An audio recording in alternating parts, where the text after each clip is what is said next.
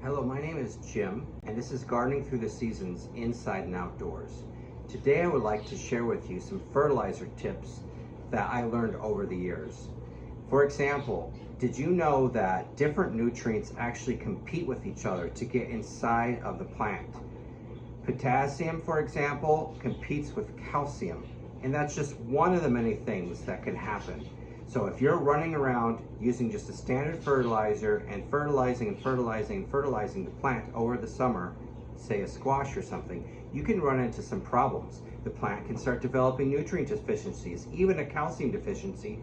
Even if the soil has enough calcium in it, it can drop its flowers. You can wonder what in the world is going on. So stick around. At the end, I'm going to actually show you an experiment that I did, fertilizing the way that I recommended, fertilizing with just a standard chemical fertilizer according to the directions, and not fertilizing at all. And we'll even look at the roots and things and see how these plants did. So what do I recommend?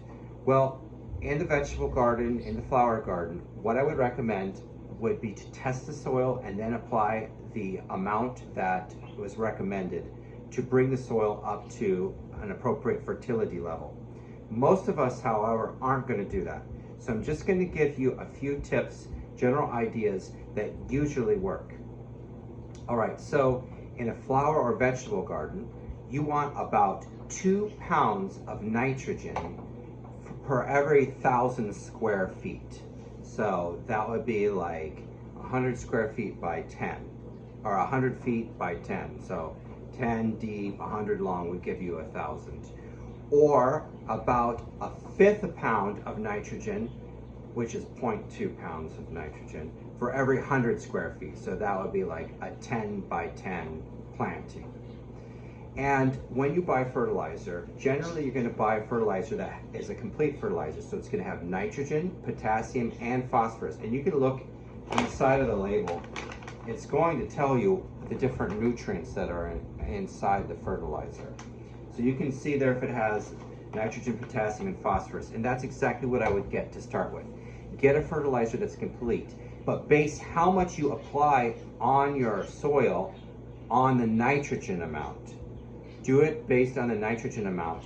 And you're going to do this in the early spring or late winter, shortly, maybe a few weeks, a week before you plant. And that's one of the big secrets.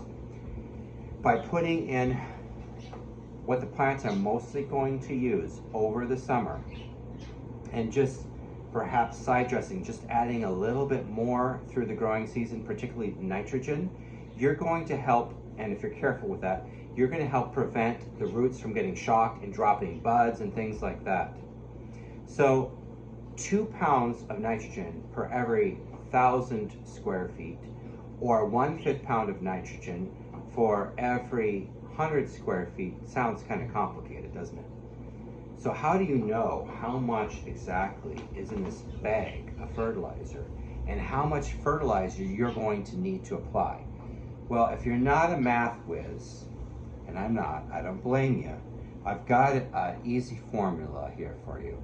Okay, so if you zoom in on this, what you do is you find out how much the bag says, the percent, is in the particular fertilizer you have.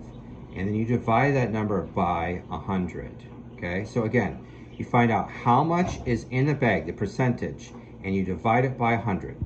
So for example, this one, this blood meal, says it has 12%. So 12% divided by 100 equals 0.12, okay? So then over here, here's a divide sign. Over on the other side of the divide sign, you put the pounds of nutrients you want. So let's, and then you'll divide it by this number that we made here. So let's actually do it. Let's say you are doing a fruit tree, and a fruit tree is supposed to get, and this is an approximation because nothing ever follows the rules exactly, but this will give you a general idea. 1/8 pound of nitrogen for every year of its life. So the first year of its life, you put 1/8 on. The second year, you actually apply 2/8 pound. The third year, you go 3/8, and then all the way up to 8 years. And at 8 years and thereafter, you apply 1 pound of nitrogen to the tree. So let's say you wanted 1 pound of nitrogen for your 8-year-old tree. Well, we already, let's go back here so that you can, how much is in the bag? Well, we said 12% here, okay? So 12 divided by 100, right? That's what it says to do. Gave us 0.2. So we wanted 1 pound of nitrogen, right? Divided by 0.2, and then when you enter that in the calculator, or you can, if you want to do it by hand, whatever, you get 8.3, or about 8 pounds of nitrogen for that tree. Or excuse me, 8 pounds of fertilizer to give you 1 pound of nitrogen for that tree. So for example, this particular fertilizer bag has 3 pounds. So I would probably need about 2.5 pounds of this, or 2.5 bags of this for 1 mature apple tree or something, okay? That is how you calculate that. So save this formula, that will help you to figure it out. A few more things. Your soil, you can Google this. So if you don't want to do a soil test, you can Google your area, your county or whatever, and find out if the soil is usually acid, so acidic, or alkaline, okay? If you find out that it tends to be acidic and you don't want to do testing and all that, put on about 1/2 pound of lime. Lime is it's just another name for calcium. I'm not talking about the fruit, obviously. About 1/2 pound of lime if your soil is acidic, about every 3 years. And if your soil is alkaline, so it's not sour, it's not acidic, then you can use about 1/2 pound or so of gypsum. I like gypsum anyway because it's got a little bit of sulfur in it. But the lime will help to bring your soil pH up a little bit so it's not so acidic if you have acidic soil. And both of those nutrients, so the calcium and the lime, or the calcium in the gypsum, are providing calcium to the plants, which they need a lot of. Another source of calcium, and some plants might not like it, you have to experiment a little bit, is calcium chloride. I don't put on as much as the directions say. I would try half and just gently water around the plant or whatever with it after the plant has already been watered. Don't fertilize plants that are dry. Water them first. So I would do that a few times a year, particularly tomato plants, for example, or peppers, which easily develop a calcium deficiency, even if there's enough calcium in the soil. So again, I would recommend, usually you can experiment and see if the plant has a sensitivity to it, but trying calcium chloride a few times a year. I don't do as much as it says because I find that it can burn in things. About half is what I recommend. And then another thing that I like to put on is a micronutrient humic acid blend like this. And I do that once or twice a year, just as the plants are beginning to grow. And this will just help to prevent some micronutrient deficiencies. So let's review. What have we done? A week or two, maybe even a little bit more, we have applied a general fertilizer with potassium, nitrogen, and phosphorus in it. We've applied 2 pounds for every 1,000 square feet, or 1/5 of a pound for 100 square feet. What else are we going to do? Well, as the summer progresses, if the plants begin to yellow a little bit, I would apply an organic form of nitrogen to side dress. Just add a little bit around the plant, and that will help provide some nitrogen as it continues to grow through the season. Also, I would give the plant calcium throughout the growing season as well, just to be safe, particularly, like I said, tomatoes or peppers. Now I want to show you what has happened in this experiment here.